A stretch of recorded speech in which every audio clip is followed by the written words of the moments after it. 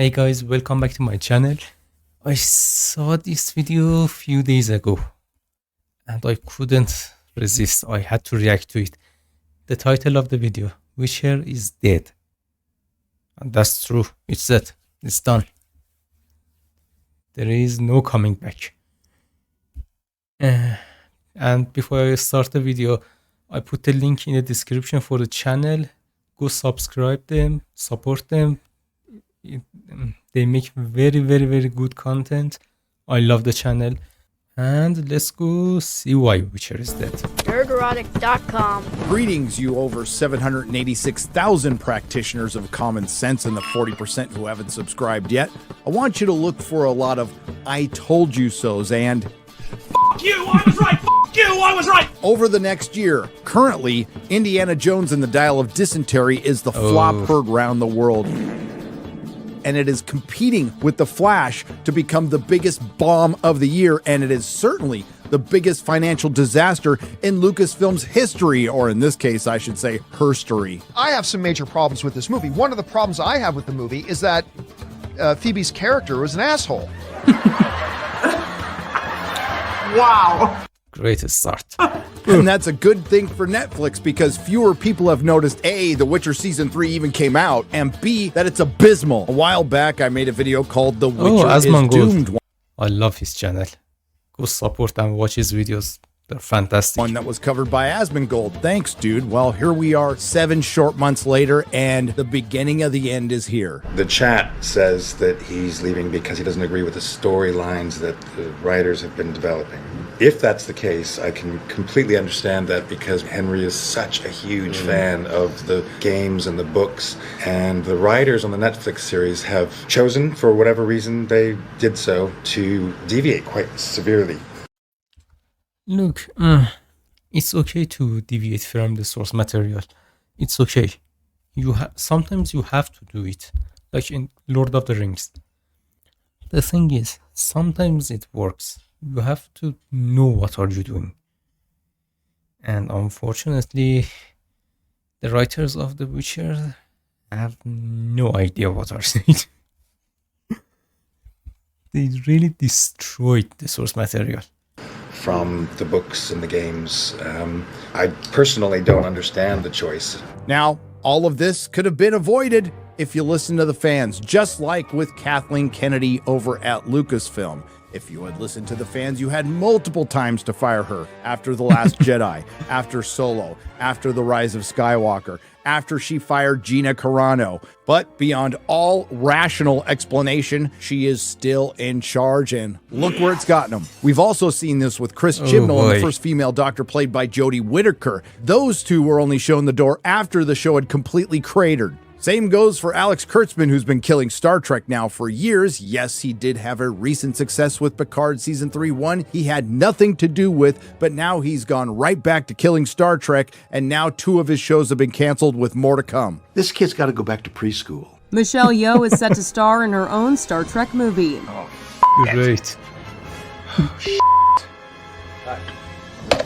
Brent! And now Netflix is doing the same thing. The second Henry Cavill started having a problem with Lauren Schmidt Hissridge's writing, she and her entire staff should have been gone. Yes, they should have. Admittedly, despite it having problems, I did like Season 1. Gave it a 7 out of 10, but this is the portion of the video. Yes, Season 1, between the 3 seasons, yes, Season 1 was the best one. It wasn't good, but it was the best one. Where I get some I told you so's. I told you so. I told you! I earned that. Despite my age, I'm still capable of being a sweet summer child. Now let's do a brief recap of The Witcher's road to failure. After a very successful Season 1 Let's where go. Netflix thought they had their Game of Thrones, we started hearing some concerning comments from Henry Cavill. With the shift of the showrunner's vision, where it's an ensemble cast more so than a singular lead, and the perspectives is shifted to be almost more of a Cyrilla Yennefer perspective. And so it's about finding my character's place within that vision. And That's true. The show is called The Witcher. There is no Witcher. there is no witchering. It's dumb. It's just dumb. Making sure that I do everything I can to be as faithful to the source material as possible within the structure set out for me. That was Henry trying to temper our expectations, and that's a good thing because then season 2 came out and they absolutely butchered the book Blood of Elves. After Lauren Schmidt Hissrich completely ignored the fan complaints of there not being enough Witcher in The Witcher, she decided to put less Witcher in The Witcher for season 2. Then we heard from former Witcher writer Beau DeMayo that writers on the show were openly mocking the source material. Then on October 13th of 2022, Henry Cavill announced he was leaving The Witcher, and it all gets worse from here. Honestly, I can't blame him. I can't blame him. Shortly after that, a petition was started with over 300,000 signatures. Netflix, you must keep Henry Cavill as The Witcher and replace the writers instead. Then after that, we started to understand why Henry not only left, he ran. Blood Origin was released with a whopping 13% audience score on Rotten Tomatoes. And I usually won't say that about anything. Pure garbage. Pure garbage. The 1.4 user score on Metacritic, making a pretty good case of being worst fantasy series in a year that Willow and the Rings of Power came out. Oh God. Just imagine you lose to Rings of Power. That's how bad you are. But that was just a taste. What did Lauren Hissrich and her patriarchy smashing writing team have up their sleeves next? This brings us to The Witcher Season 3. Perfect.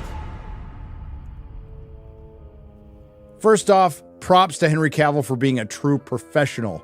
Part of being a professional is showing restraint, and I'm sure the first time he saw that script, he wanted to set it on fire and tell him to piss off. In season 3, just like in season 2 and actually season 1, everyone's after Ciri. As the synopsis goes, as monarchs, mages, and beasts of the continent compete to capture her, Geralt takes Ciri of Sintra into hiding, determined to protect his newly reunited family against those who threaten to destroy it. Season 3 is based on the book A Time for Contempt, which is appropriate because Lauren Hissrich has obvious contempt for The Witcher and men in general. At this point, you should just call the show The Witch Her, because Fantastic. because this is clearly the Yennefer show, and it always has been. One more time, as I told you so. Yennefer, Ciri, and their sidekick Geralt are all together again, except there's a little problem. I seem to recall last season that Yennefer betrayed both Geralt and Ciri, and then Yennefer goes so far as to try to sacrifice Ciri to get her magic back, but apparently Ciri and Yennefer worked it out before the season started, and it only takes a couple episodes for Geralt to forgive Yennefer. Yeah, honestly, that really bugged me. Several letters. Dear friend, I'm this, I'm that. Now let's bang. It was dumb. But why take the time to have Yennefer authentically redeem herself after, quite frankly, butchering her character last season when you could just blow past it and get back to girl bossing? Anya Chalotra as Yennefer and Freya Allan as Ciri are fine, but they're given nothing to work with this season. Just like last season, and I know this comes from the books. But Ciri is just a girl who's the key to everything. That might have been new at one time, but it's not now. It's just a tired old trope. And Yasker is back to sing another song for Dan Vass to cover. And just in case you haven't heard, Yasker's totally bi now because Netflix has been pretty subtle about it. And Yasker spends most of his time in a will gay, won't gay with Prince Radovid. Okay, Radovid. I don't know who came with the idea to bring Radovid into this, but from what I know from the books, Radovid should be 10 or 12 years old. And he's not brother of the King Vazimir, he's his son. So, what they did, they turned him into King's brother. They aged him up so Yaskir could bang him. Great writing. I am not gay. I have relationships with women and sex with men. And I got news for you. That means you're gay.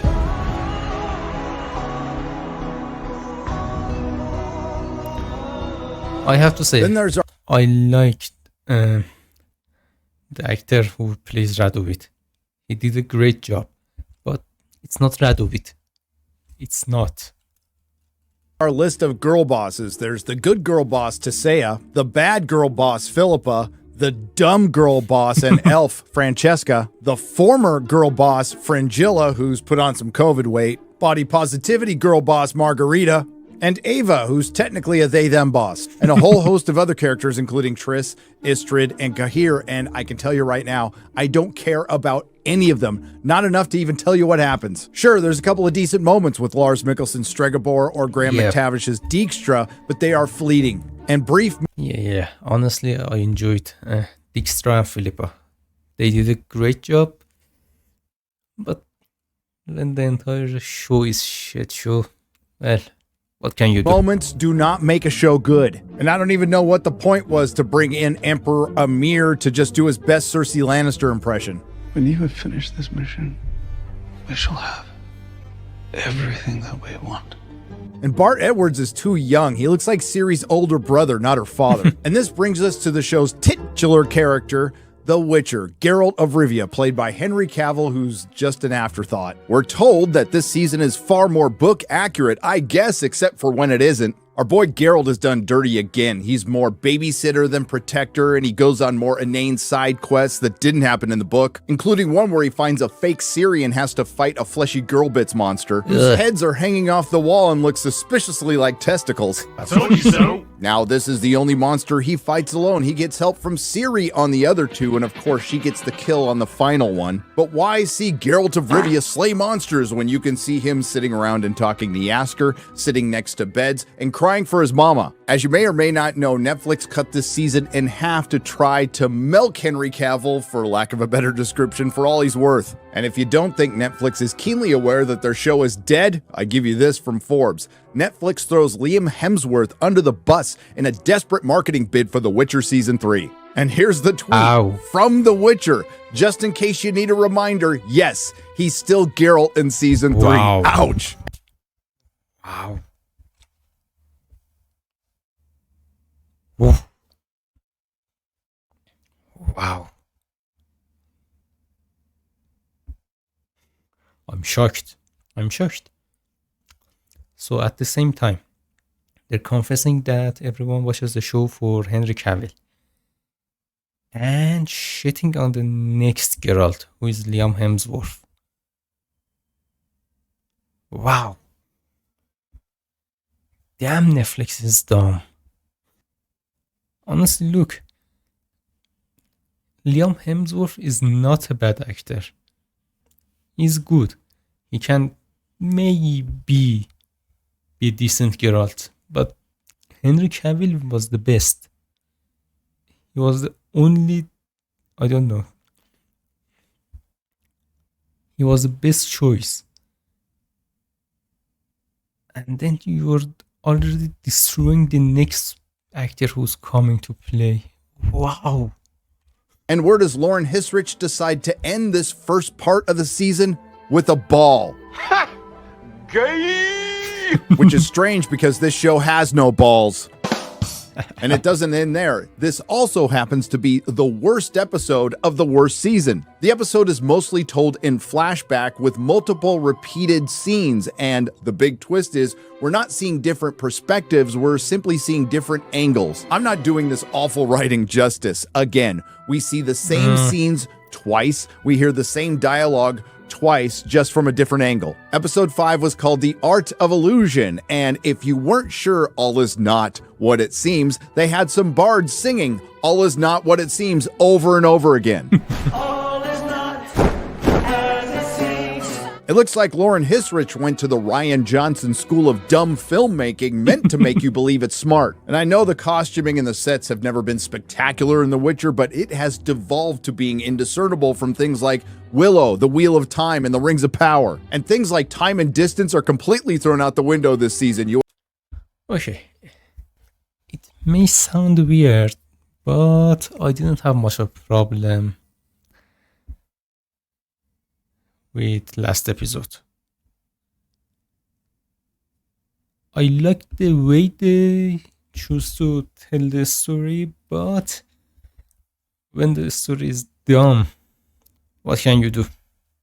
You have no idea where you are. You have no idea how long anything takes. We know these events take over weeks and months, but in the show, it feels like a couple of days. Put simply, this show is dumb. Tell me, why would you drop off all of your things on the top of a cliff when you have to climb down to catch a ferry? How does a peasant get such expensive, modern-looking hair? That's racist! Why?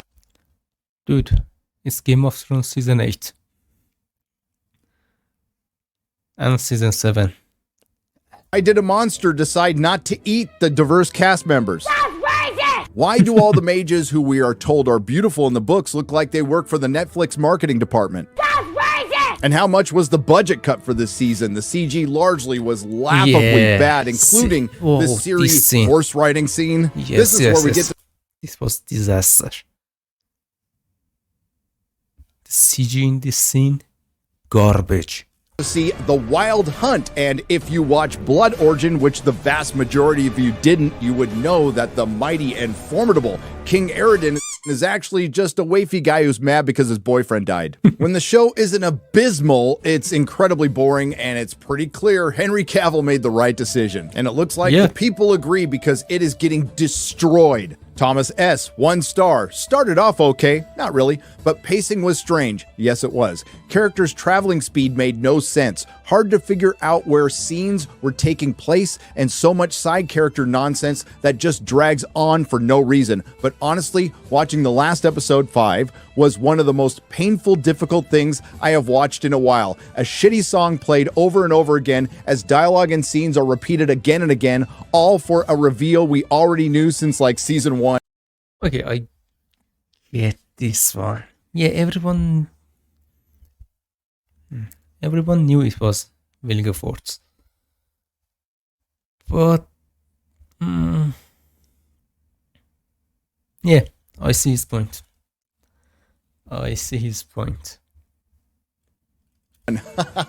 Josh A., half star, just a teenage love drama. Barely made it through the first couple of episodes, but decided to reluctantly chug on. To my dismay, the last episode was the worst of them all. Ion G., half star. Season 3 is more accurate to the books, meaning random Easter eggs from the books without context, and the meaning changed so much that it makes no sense. They ruined impactful scenes from the books just to put them in this rotten show. Bad cringe characters are not even book accurate, and I think he meant to say neither are the monsters. This seems like bad fan fiction. Let me play devil's advocate. Maybe Lauren Hisrich and her team of writers didn't adapt the books properly because they wanted to play to their strengths. The only problem with that argument is, as writers, they don't have any strengths. And it's become abundantly clear Lauren and her team can't write men. But to be fair, they're only slightly worse at that than writing women. I'll remind you that we are going into the 3rd month of the writer's strike, and I would also like to mention that I've spent the last couple of weeks watching things like Strange New Worlds, The Flash, Secret Invasion, Indiana Jones and the Dial of Dysentery, and now The Witcher Season 3. And I'm just going to say, you're not making a good case for yourself. Go ahead, stay on strike. I don't even care what happens in the second half. The Witcher Season 3 is awful, and this show is dead. If you like what you heard, please like, share, and subscribe. If you didn't like what you heard, I thank you for listening this long. I will see you in the next video. Nerdrotic.com. Please subscribe. Fantastic. Okay, guys. Honestly, he made a really good case. Yep. Unfortunately, Witcher is dead. Okay, guys. That was my reaction to this video. Go support the channel. Go and support the original content. I put the link in the description. Go and support them. They're doing a really good job. And see you in the next one, guys. Bye.